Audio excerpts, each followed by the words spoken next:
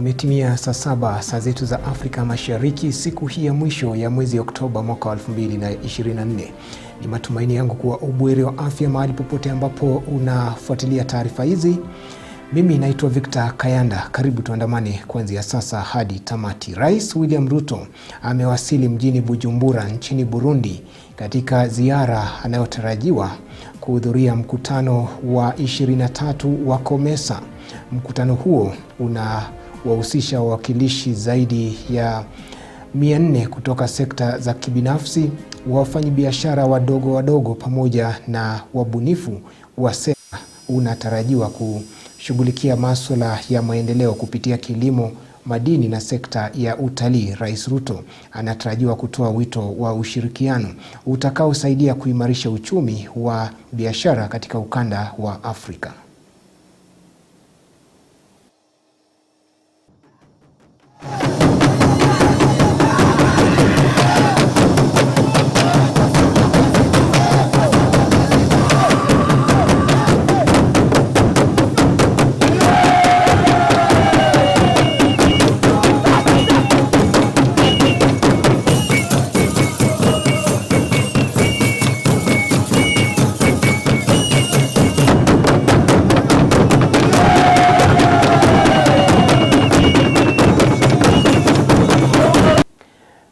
Turejee hapa nchini mtazamaji na kuelekea katika mahakama ambapo macho yote leo hii yameelekezwa katika mahakama kuu ambapo majaji watatu wanatarajiwa kutoa uamuzi wao kuhusu iwapo naibu rais mteule Profesa Kithure Kindiki ataapishwa au la. Majaji watatu Anthony Mrima, Eric Ogolla na Frida Mugambi wanatarajiwa kutoa uamuzi huo katika kesi iliyowasilishwa na Wakenya wawili wakipinga kuapishwa kwa Kindiki hadi kesi ya kupinga kubanduliwa kwa Gachagua itakaposikizwa na kuamuliwa.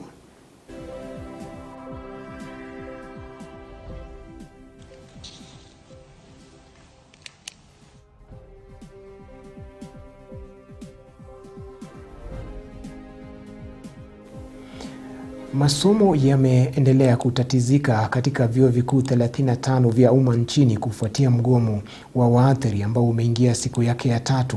Waathiri hao chini ya muungano wa UASU wameshikilia kuwa hawatarejea kazini hadi pale serikali itakapotekeleza makubaliano ya pamoja ya kurejea kazini mwaka 2021-2025.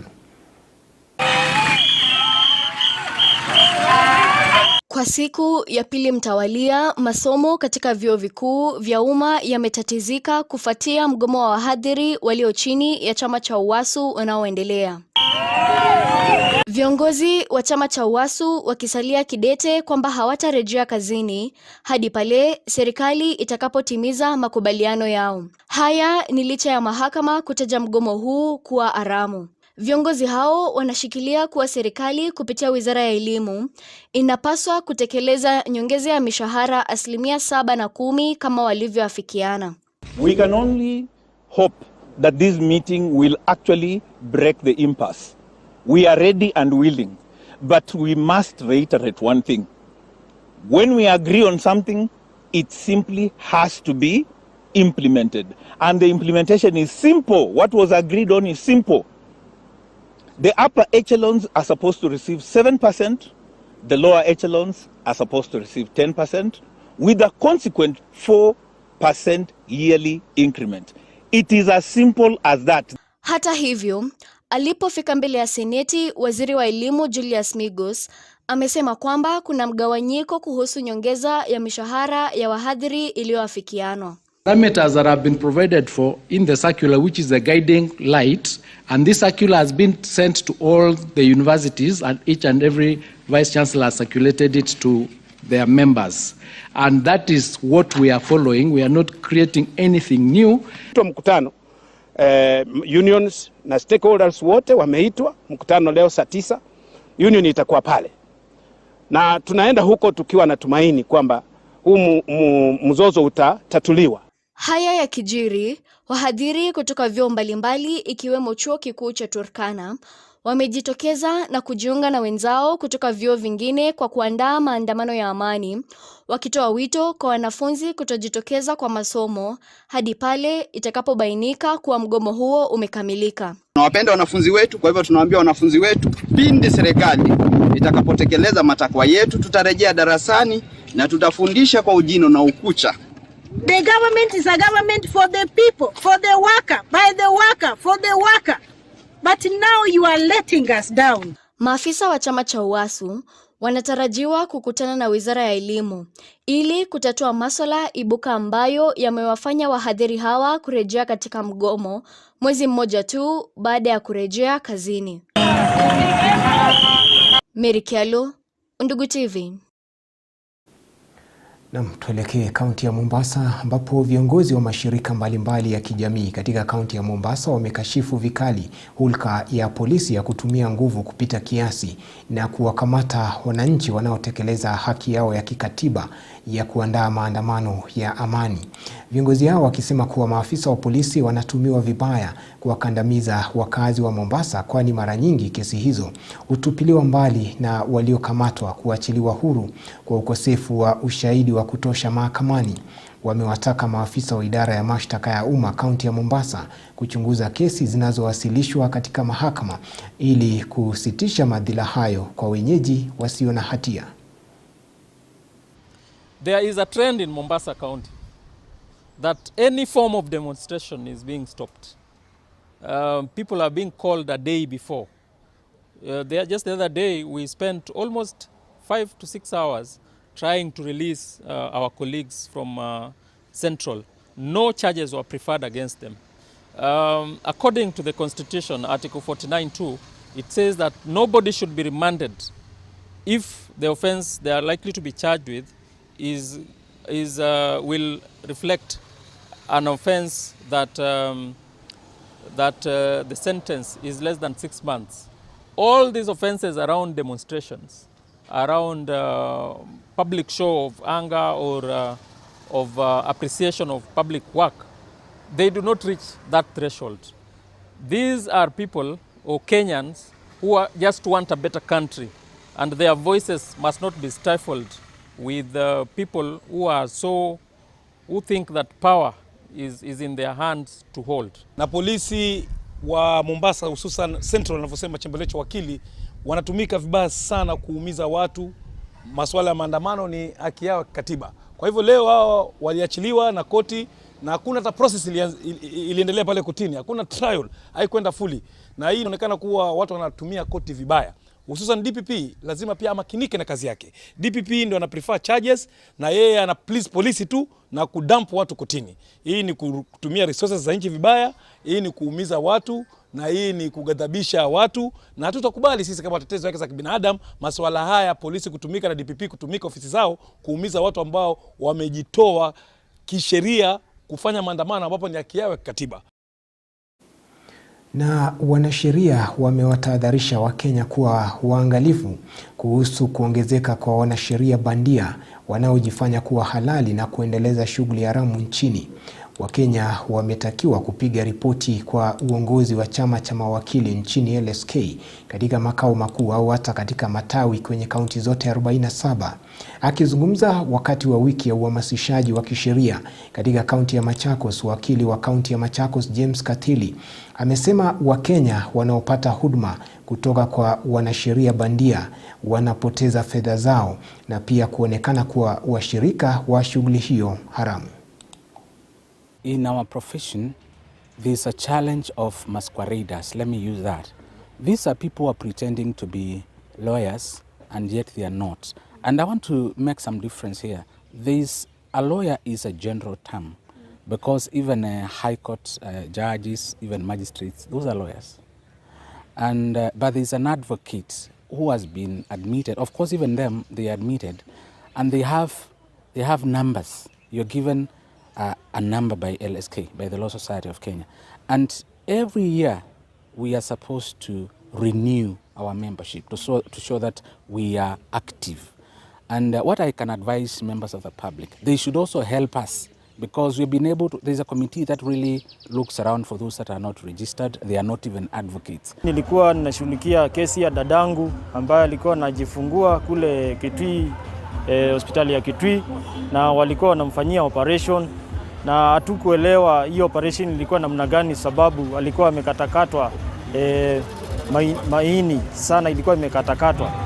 Na sasa ndio tulikuwa tunafuata, mtoto alijifungua, mtoto ako sawa, na ndio tulikuwa tunataka kuingililia tupate haki.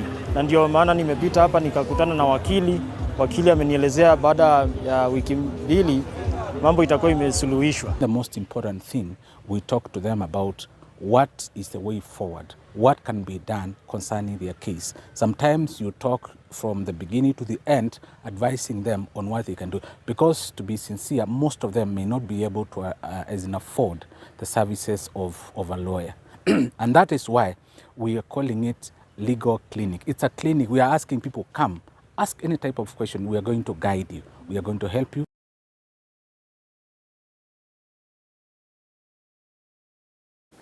Mshukiwa mkuu wa mauaji ya meneja wa kampuni ya Wells Fargo, Willis Oyeko, atasalia mikononi mwa maafisa wa polisi kwa siku 21 zaidi ili kutoa nafasi ya upelelezi wa mauaji hayo kukamilika. Victor Okoth Ouma, aliyekamatwa eneo la Dandora jijini Nairobi, ataendelea kuzuiliwa katika kituo cha polisi cha Railways mjini Kisumu baada ya idara ya DCI kupitia wakili wake Evans Soita kuwasilisha ombi la kumzuilia.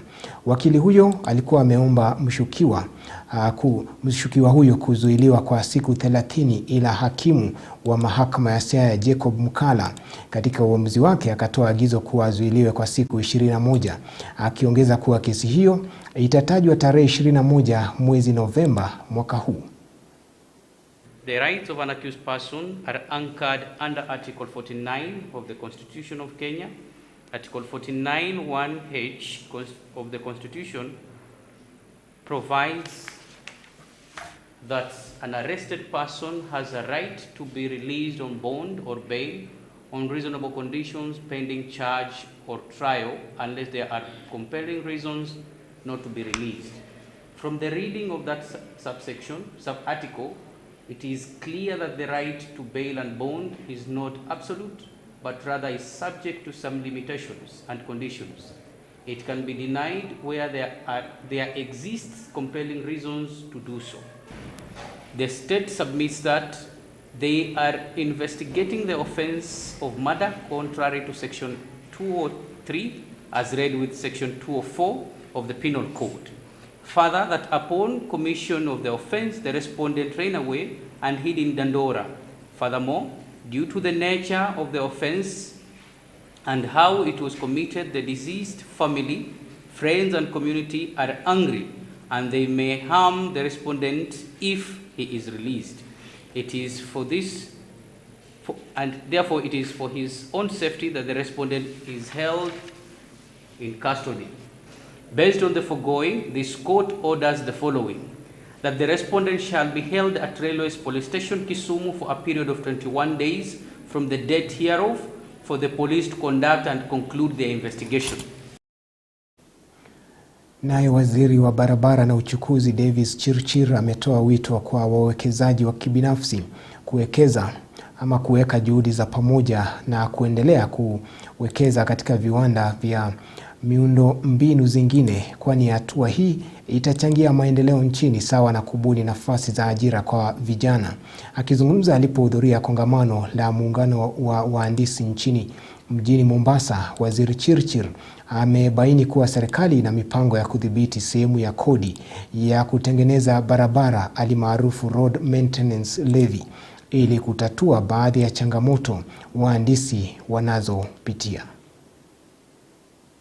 We impact reasonable us so at the end of the day. I urge each of you here today to be deliberate and contribute your expertise and insights to continuously design, manage, and take advantage of some of these market and industry drivers that seems to help Kenya as it were today. We are geographically placed with the Mombasa seaport.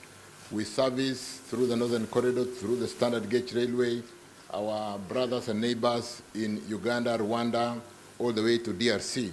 And there is no reason why we don't stay competitive to be able to take advantage, because don't forget that our other neighbors would like to seek that advantage, and we have Djibouti to the north and Dar to the south.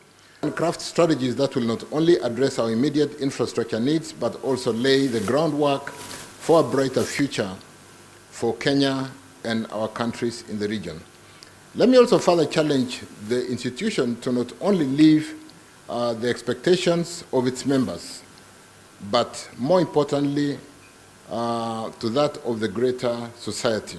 Involvement in public health, energy, housing, transportation, and communication networks is critical to creating an industrial economy and meeting our national needs.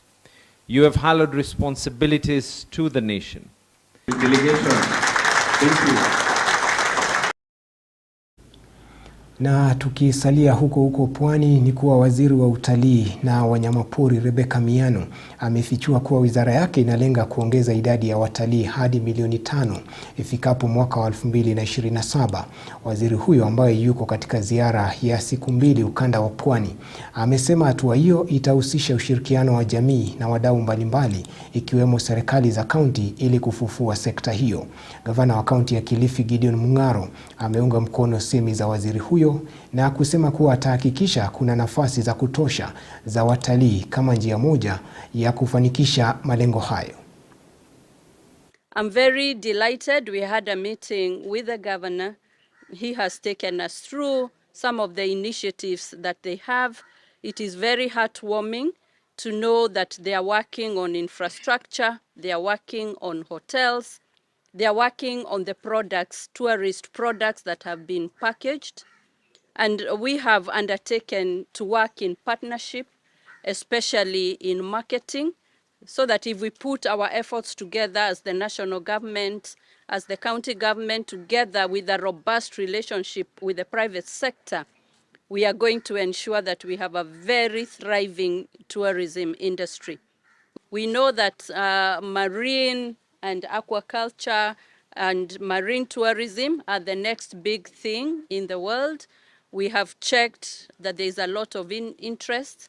It is a hidden gem, a niche product, and working together with Kilifi County, we know that we'll be able to attract the numbers that are required. Looking at the target that Kenya has set of increasing the number of tourists to 5 million by 2027, Kilifi County will be an integral contributor to those numbers because of the products that are here. I know marketing involves resources. So we need as a county also to put resources for marketing. Even today, if we want national government, if they are going anywhere and they want to market Kilifi, they must be able to have our brochures, our materials which they can use. So this all involves resources. But above all, we have been talking with government, and now we are, I know that one is another department of, because it's transport. But one of the things we think will change Kilifi and North Coast is the expansion of Malindi Airport, yeah? Which is ongoing now, national government and some investors.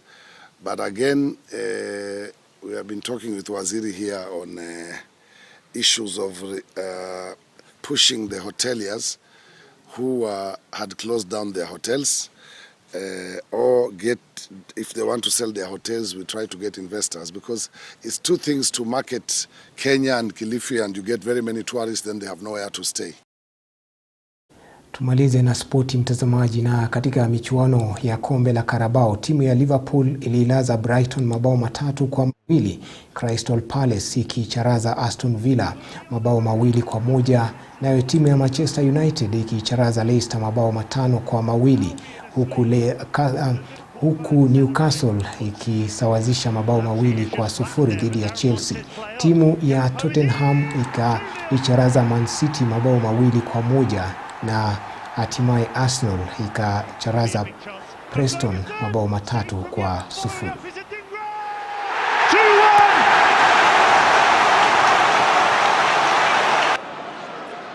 just throwing everything at it.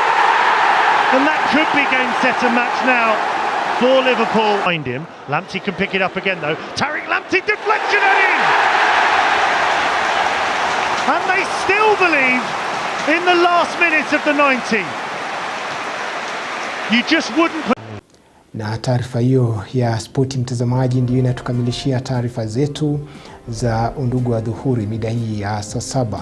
Usikose kujiunga nasi ifikapo saa 12 na saa 2 kwa taarifa zetu za Undugu Leo na Undugu Matukio mtawalia. Mimi ni Victor Kayanda. Kwaheri.